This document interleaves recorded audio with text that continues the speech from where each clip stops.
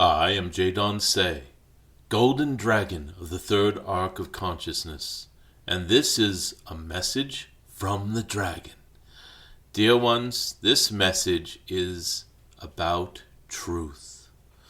For your entire lifetime, you are no doubt coached and taught by those who love you, those around you who want the best for you, as to what is real.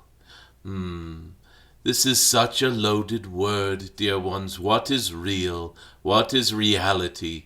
What is true? What is false? Science versus pseudoscience. Fact versus myth.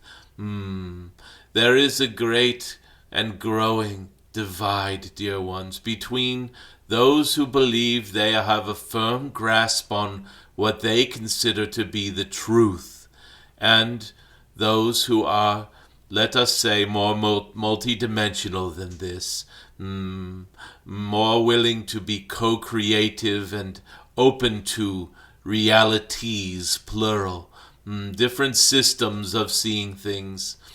Even your science, it is always this great struggle between what is the best truth, or at least what is the best information we have at present. There is this great struggle in your physics between Newtonian theory and these legacy ways of seeing things, and this newcomer, this superstring theory, quantum mechanics in this. And dear ones, these are both true when seen from a certain angle, and they are useful models for different purposes, so to speak. This is very similar to personal truth, personal experience, knowingness, etc. Those of you who think that any one thing can be debunked or disproven, you might want to go back to your basic philosophy classes and review the allegory of the cave by Plato, or some such philosophical wisdom that encourages one to see that truth is relative to the viewpoint. Truth is relative to the system under which one operates. And, dear ones, the deepest wisdom regarding this truth is that resonance is more important than dry facts.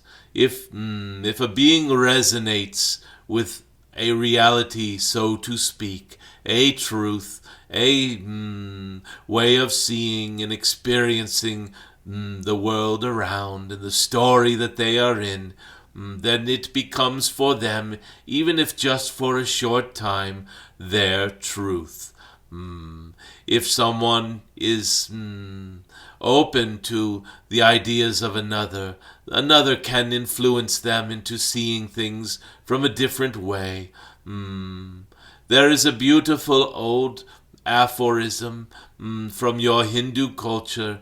There are these blind men, and they are all trying to compare the world that they encounter with each other so that they may get a better idea of what is real. And these men encounter an elephant. One of them starts feeling the side of the elephant and says, "Oh, it's like a wall. It's very rough, but it is like a wall. It is flat and large." And one of them encounters the trunk and says, "It is like a giant snake, and it is moving, and seems to have a mind of its own." And one of them encounters the tail and says, "No, it is thin and rope-like, with a fluffy thing on the end." And one of them encounters the leg. "It is like the trunk of a tree." And another encounters the tusk and says, "It is smooth and very sharp and pointy." And one of them feels an ear and says, "It is like a giant leaf. It's paper thin and floppy." And dear ones, all of them are correct. And each of them has, let us say, a slice of the truth or a truth, let us say, the truth of their 3D tactile experience with an elephant. If they were to see this elephant in a different way, like perhaps in a infrared scanning device, they would see different levels of heat, and this would be true as well. And if they were to just listen to the elephant thunder around, they would say it sounded like thunder or a great drum beat, or this would be true as well. It is very important to understand that truth is relative to the perception of the individual. And until one understands this, there is always this feeling, oh, I know what the truth is. There is the truth or a truth, the official truth, so to speak, that can be disproven or debunked if it is false, and these sorts of things. There is a maturity of, let us say, understanding that occurs when one realizes that each carries their own truth within their own beingness. And what is that truth? It is what you resonate with.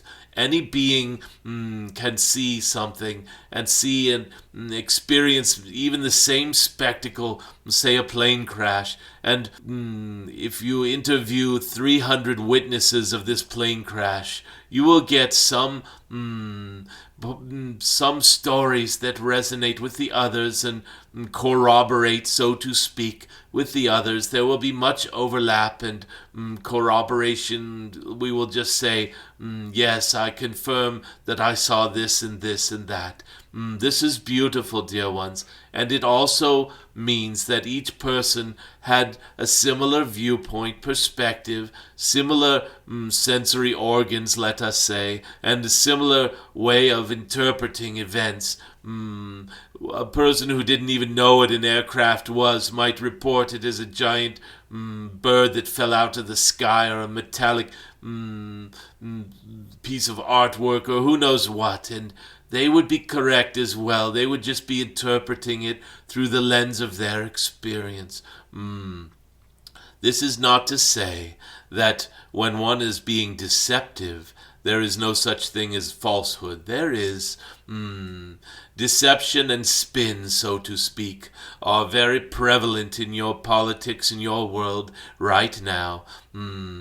It is a willful untruth. And this, dear ones, is quite different. When someone speaks of falsehood or a deceptive way of seeing something, spinning it to influence the person listening to reach a different conclusion, perhaps, making it more scary or more funny or more X, Y, or Z than it appeared to them, then this, dear ones, is falsehood. This is deception. This is willful untruth. It is important to realize that just because something can be untrue does not mean that there is only one truth. And there may be lesser and greater truths when you are speaking with crowds of people who resonate with a certain type of seeing things. It is said that in some cultures, when they first encountered ships coming from Europe across the oceans, could simply not see the ship. Their reality structure, their way of seeing, prevented them from even detecting the ship as a ship. There is much to be learned from resonating with your experience. Your truth is your truth. Yes, dear ones, you can compare and you can share it with others. You can have commonalities in the way that you see and feel the truth is, so to speak. And that becomes more and more your truth. For when you have confirmations from others, corroboration, so to speak, it becomes a greater story, let us say, a greater truth, with more beings resonating with that truth. You're seeing in your politics today these, let us say, truths that are spun like a spider's web. They are half-truths and spun truths and modified truths, so to speak. And this is so prevalent that you have this bifurcation of psychologies, and there are people who are just saying, I'm in this camp and these other people are in another camp and they are crazy. They see the world in a totally different way, and I cannot even relate to them because they see things so differently. And there is unfortunately this chasm in between, and two groups of people who think they are certain that they see the truth of a given circumstance or situation. And the more that they surround themselves with others that see things the way they do, the more they confirm this as truth. And it becomes a self-fulfilling myth, let us say, story. It is strengthened by like-minded beings. And this is simply because those who do this resonate more strongly with the ones that are in their camp, so to speak, than the other. And because of this, they have developed in some ways a blindness to the other points of view that are around, let us say, especially if they see another group as their enemy or nemesis or crazy or mistaken people. This sort of misunderstanding about the nature of truth itself is so much the cause of wars and misunderstandings and judging others unfairly. It is also the case where so often a masculine viewpoint and a feminine viewpoint can not always align with whether something happened a certain way. For the masculine tends to be a more rational, mental, intellectual, and the feminine tends to be more feelings-based and sensitive to finer energies, so to speak. And oftentimes there is a lack of resonance when the two are trying to reconcile what has happened in a given circumstance.